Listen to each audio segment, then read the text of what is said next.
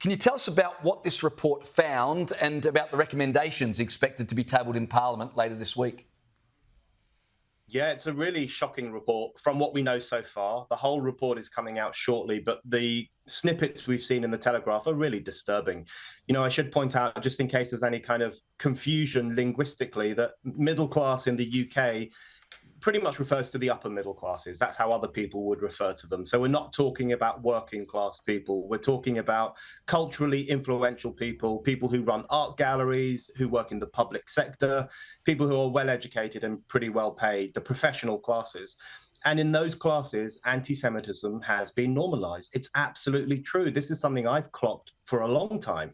So on a lot of those very noisy anti-Israel demonstrations, there's always an unholy alliance of affluent socialists and radical Islamists. That's really the pincer movement that we've seen that is demonizing the Jewish nation and very often demonizing Jewish people too. So, this is the section of society that loves to think it's on the right side of history, which says Black Lives Matter, which says trans women are women. It has all the supposedly correct views. But when it comes to Jewish people, it is very sniffy and often quite openly racist, and it's pretty shocking. Well, you know what else is shocking? Activist group Palestine Action has been proscribed as a terror group, and it's actually prompted UK-wide protests at the very decision. More than 70 people were arrested this weekend alone at protests in England and Wales. Brendan, help us understand this. The group is deemed a terror group and people are upset about it? Palestine Action, actually, they perfectly sum up what we've just been talking about, which is that upper middle class, bigoted contempt for the world's only Jewish country, and also in some instances for all Jewish people. It's been proscribed as a terrorist organization, as you say. It carries out all these stunts to raise awareness about what it refers to as the genocide in Gaza, or what most of us refer to as the war between Israel and Hamas. In May, just a couple of months ago, 3 masked men from Palestine Action went to Stamford Hill, which is a very Jewish part of London. They smashed up a Jewish business. They sprayed it with red paint. They left shattered glass everywhere. They completely terrorized that Jewish community. And the next day, a lot of the Orthodox Jews who live there say this is just like what our ancestors tried to escape in Europe. Shattered glass, broken glass, destroyed businesses, that kind of bigoted graffiti that was there. This is the group we're talking about. This is a group that has terrorized actual Jewish communities. So when I see middle-class activists and Labour politicians and Guardian journalists defending this movement, to me, it sounds like they're defending something very dark indeed. So, Brendan, when UK Jews are being terrorised, it's obvious that the Labor government would be worried about Islamophobia, right? The Deputy PM has backed down on plans, though, for a new definition of Islamophobia, which they've been working on for quite some time after free speech campaigners threatened legal action. Just talk us through what's happening there and what the government's trying to achieve with this.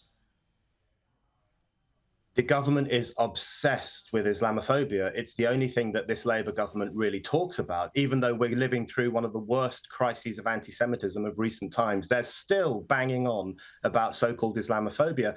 So yes, the Free Speech Union has insisted that the government must open up this consultation and involve more voices, including voices that are concerned about the free speech consequences.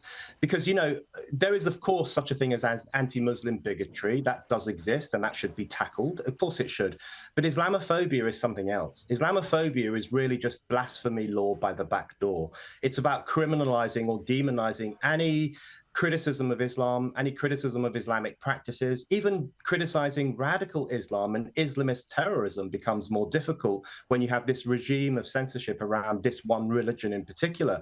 So what the government is proposing to introduce is pretty terrifying, which is a new blasphemy law that would ring-fence Islam from any form of criticism or humor or mockery. And I think the Free Speech Union is absolutely right to say that this is a real attack on our free speech rights.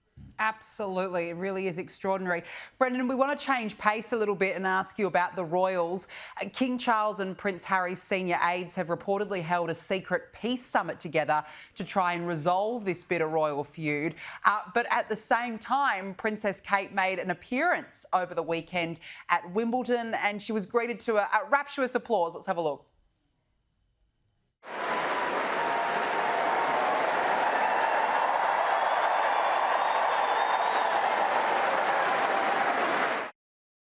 Oh, I wonder what's going on in Montecito at the moment. I'm sure Harry and Meghan would have hated seeing that, Brendan.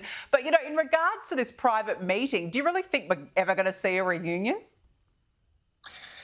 It's hard to tell, isn't it? But that footage of Kate being given such a rousing round of applause, it really does demonstrate that the vast majority of British people are Team Wales. They're on the side of the Prince and Princess of Wales, and they're not Team Montecito. They have no interest in Harry and Meghan, you know, the John and Yoko of the royal family, as some people refer to it. But, you know, it's, you know, fair play to King Charles. He wants to make amends with his son, I'm sure. He probably misses him. You know, he is his father at the end of the day. But let's not overlook that Prince Harry has behaved terribly. This is a man who goes on and on about people invading his privacy, and yet he wrote a 400-page memoir that tells the whole world about what King Charles is like, what Prince William is like, about what they said in private, about their text messages, about apparently William once pushing Harry to the floor. He revealed everything about them. He invaded their privacy, and that was unforgivable, I think. Yeah, Brendan O'Neill, very appreciative of your time tonight. Thanks for joining us.